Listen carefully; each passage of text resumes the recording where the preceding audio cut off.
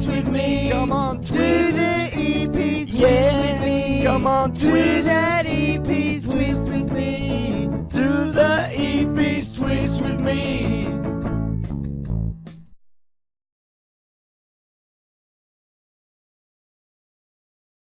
Hi everyone and welcome to Collectible Hunt. How are you today, Wally? Yeah, I'm fine. Plastic. Now Wally, what have you got for us today? I noticed here that you've also got here creepy critters. Yes, this is a collection of the cereal toys that we used to get in cereal boxes from the Kellogg's people, from the sanitarium people. They used to include a toy in every box of cereal, and this made a lot of the children at that stage to collect the individual toys in sets. Now, these go back to probably the early 60s. My first set that I tried to get was the Creepy Critters. And so they had individual characters named after sort of alien monsters. And these collectibles were in different colours and also available in orange. I got the orange ones, but they're available in other colours. They're priceless at the moment, they can't be reproduced. And the sets were, over the years, they increased the quality of the sets, the type of plastic, and the collectability became very big on it. So the first lineup of sets were the Creepy Critters, probably about mid-60s. We had Neptune switched on sea creatures, the Thule birds, which were rather fascinating. They were representing birds with tools part of their bodies. We had the exercising vegetables and more aliens from outer space, some animals. We had the earliest forms that were given in dogs. These probably predate the crazy critters.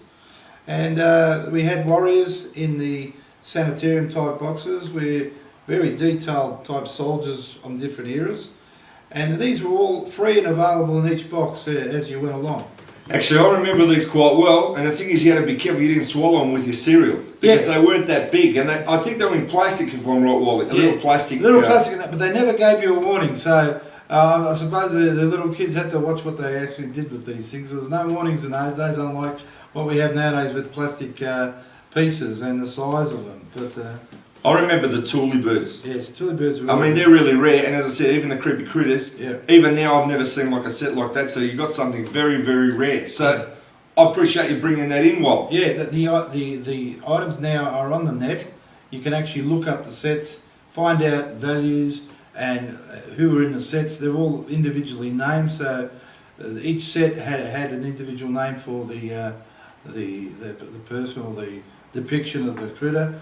And the Australian ones also put in platypuses and wombats, so we had our own Australiana available to us too. But they're choice pieces, and a lot of people are still collecting them. Well, that's great.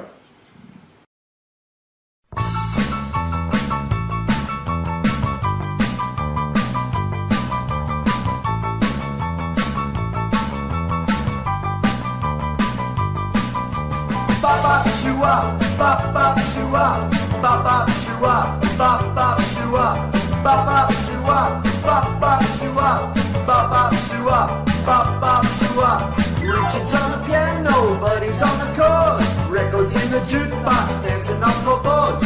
Jerry's on the microphone, jumping on my leg. The King rocked his guitar, made all the girls beg. Remember the sound with everyone dancing around. Remember the sound with everyone dancing around.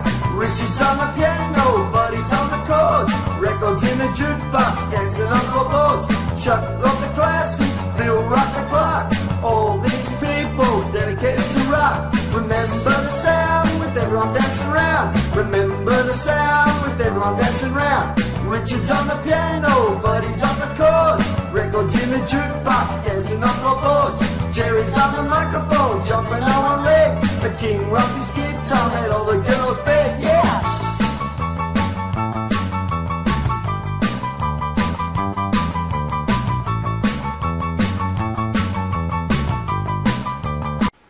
Okay, Wally, now we're going to talk about TV books. Now these are kids' books that came out during the 60s on basically TV shows. That's why we've got the Munsters, we got Land of the Giants, And these books were very popular, and this is actually out of my collection, and I usually go to a lot of bookshops and just try and get that together with the books. They came out from the Whitman Company in America, and yourself, you've got a few yourself, and the Green Hornet is one of my favourites. Yeah. Now these stories, they were written outside the shows. They had nothing to do with the actual show themselves, but very collectible for people who like the shows themselves. So if you had Green Hornet, for instance, a collectible item like that would be perfect for you if you were collecting items of Green Hornet. The Whitman, wasn't it? Whitman That's right. put them out. Now these books, they were at what cost were these books? Was it sixpence or something? No, I think they were a little bit more at the time, Wally. Okay, so they're a bit pricey then. They could have been something like $2 at the time. Oh, that would be very expensive. Actually, it could even be less. Some have got different prices, but Yeah. I can't remember that far back in the 60s Yeah. another price, but I do know that they were popular books as we were growing on. Now, speaking about these books, we've got to talk about TV annuals. Yeah, yes. And here, I'll get you to hold it up. Yeah. In England, the big fad was to have TV annuals on musical groups. And that one there of the Beatles is a rip with a cover. That one's called Television Show Book. And that one's Teen Beat. There's Tom Jones there, the young Tom Jones. And here's another one of your favourites. This one's yours. Oh yeah, that's the Cliff Richard. Here's Yeah. a book on here's one of Cliff Richard, and it's called Me and My Shadows. Obviously, the Shadows meaning these backup band, the Shadows. They have had a lot of reprints of these books. So I love collecting this type of stuff here. Yeah. If you just open one up there, Walt, that's just that for a Beatles second, one. have a look through that Teen Beat. That Beatles one looks really good. Oh, there's some black and white. You got black and white, and you got some colour ones. Look, you got Roger. Look, here's a young Cliff. Here's Cliff again. Here's Cliff. Yeah.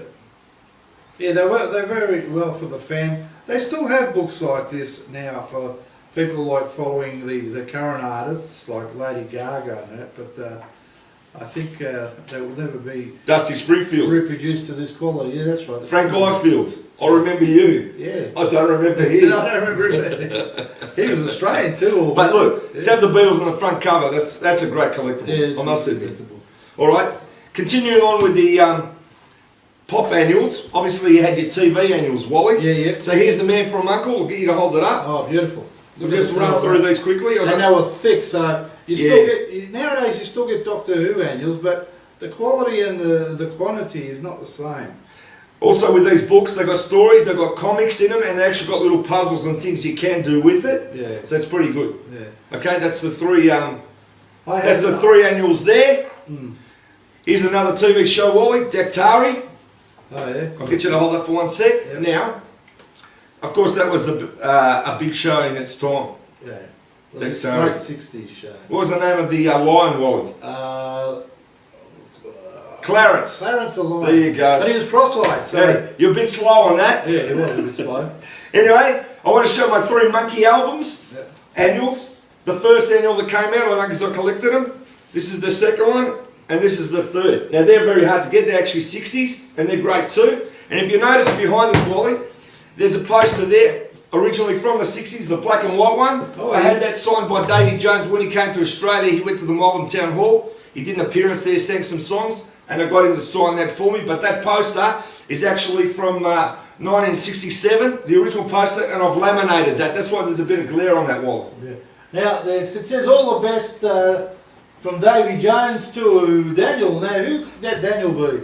Wally, that's myself because I wasn't wearing my gold suit. Oh, so that's, So an that's alias. my alias. Right, right. Yeah. Okay, now we've done that, that's great. Yeah. Wally, I've got a pop question for you. Ready for this test? Yeah, what's the test? Okay, I've got in my hands here the Monkeys album. This is called More of the Monkeys. Okay, that's their second album. Now I want you to take a real good look at that picture, Wally, and I want you to tell me, is there anything that you notice about that? I noticed Mike Nesmith's big belt buckle. Okay, well, I mean that was a fashion then, right? Okay. But if you look closely, you can see that this is actually, I believe, a cut and paste job. When I mean that, I believe Mickey is standing over here and that Davey is also on this side.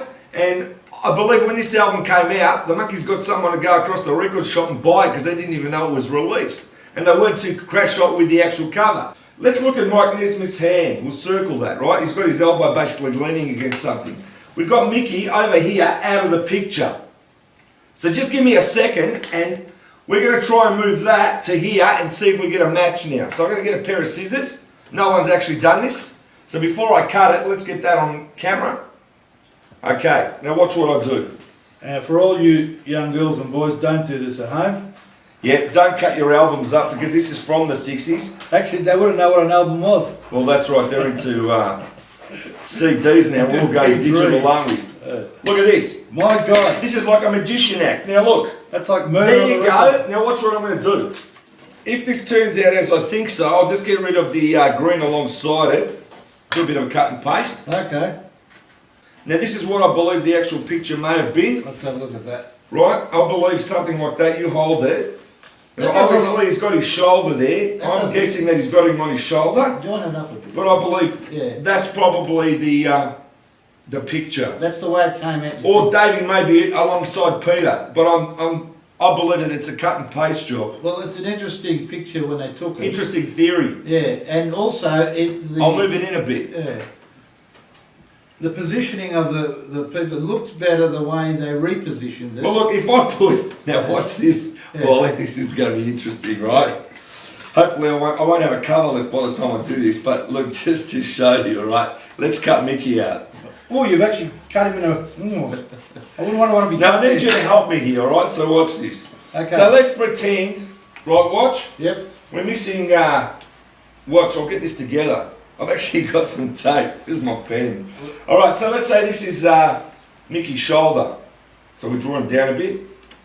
That's the rest of his clothes. So let's say that's that. Yep. Now put Davey next to Peter if you can. Yep. Come a bit closer with the camera if you can. Yeah. Come closer. How's that look? Put up. Yeah. Put him next to him. Maybe a bit more across. A bit more. That's probably, The way if it I was. get the height, Yep. that's probably the photo. That's if I'm interesting. right. Is that interesting? An interesting shot. Yeah. It's interesting. I can see why they changed the picture after they took it, because the image looks better with the two, Peter and Davey, in the middle rather than having them on the. But anyway, I believe that's a cut and paste job on their Yeah, album. If interesting. someone's got as I said, someone's got the real photo, I'll be really glad to see that on the net. As for this album cover, Yeah. well, that's out the window. Yes, That's well, gone. That's gone. And this is the original album that came out, the actual record. And just to tell you, it was certified gold. That's why in Australia it's got that gold label there.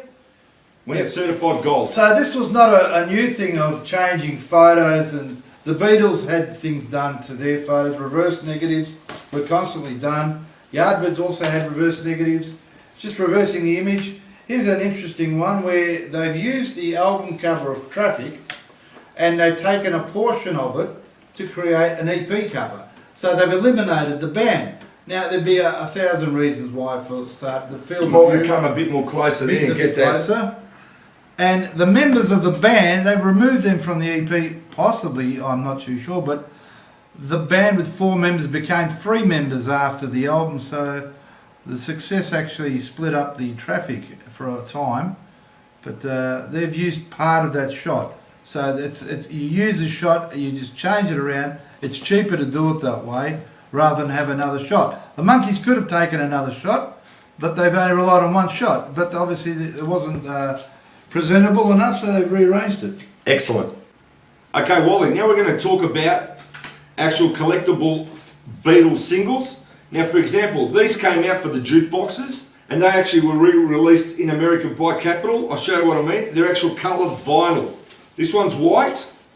Oh, they're beautiful, Danny. This one's white. You get a close-up of that. Capitol. And what it's got is actually the jukebox ticket with it. So that goes into the jukebox. And that was A Hard Day's Night, Things We Said Today. That's that one there.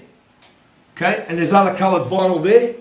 I noticed they've all got the adapter for playing it on your record player. That's eh? it. So if you didn't have the jukebox, you've got a little plastic adapter that you bought. And What are the different colours there, Wally? We've got white. Yeah, I've actually got the greens, reds, oranges. They're beautiful colours. That one's a bubblegum colour, that one. Very nice. Look at that. Beautiful. They're rare. They are rare. Always grab them from the label. Yeah, never reproduce them. They're not to be reproduced. As I said, they're jukebox and they come with the... should have the paper in every one. Yeah, that's got it. Alright, here's the other ones. Wally. These ones came out from England. with pictures on the back. Let's quickly show you. Were they in a box or something? Made in England.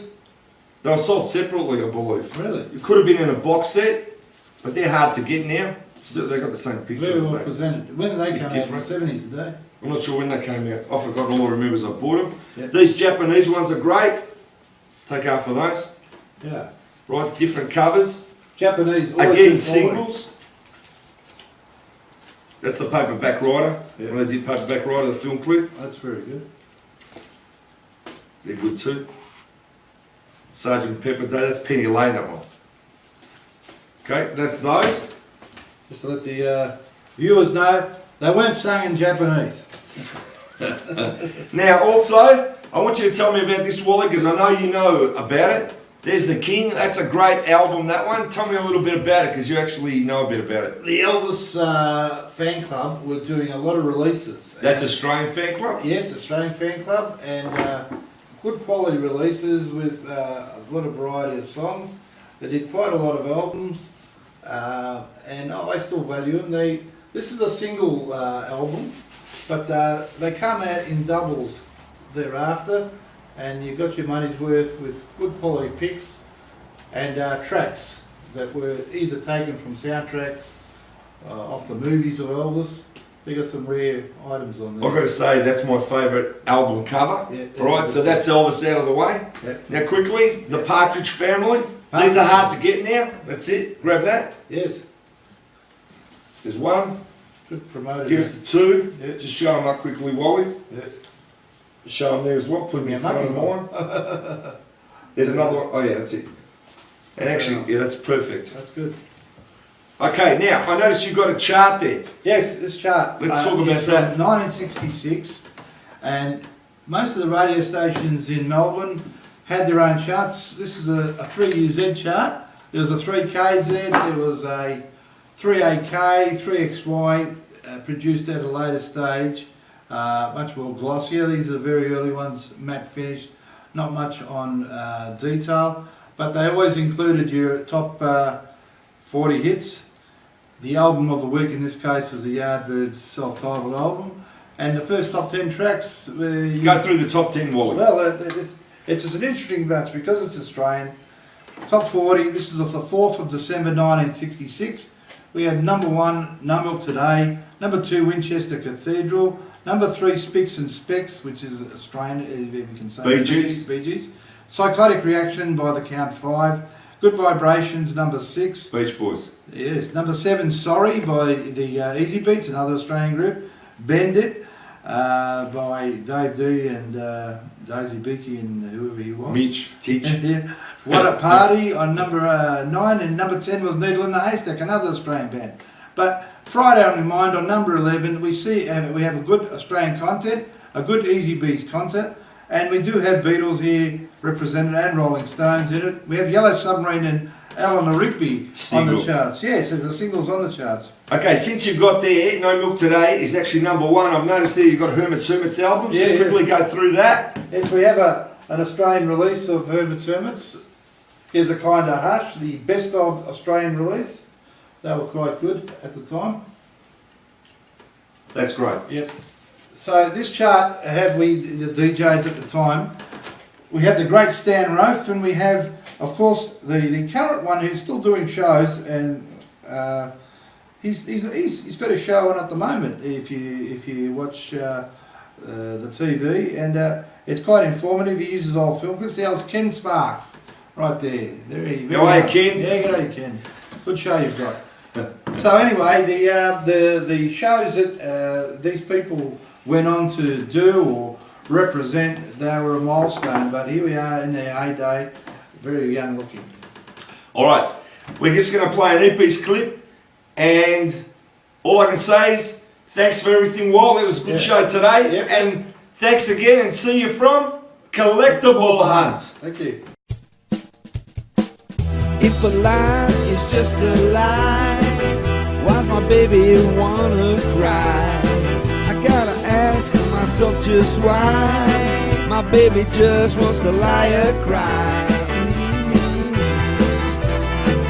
See you looking always my way, I gotta stop and say good day. I gotta tell her that this is love. I think she's gotta thank the stars above. Yeah, if my baby just wants to lie, I can handle it when she cries. But don't you ever wanna live that life, 'cause I can tell you, baby, why. Come on and move it along. If you wanna, you can sing this song.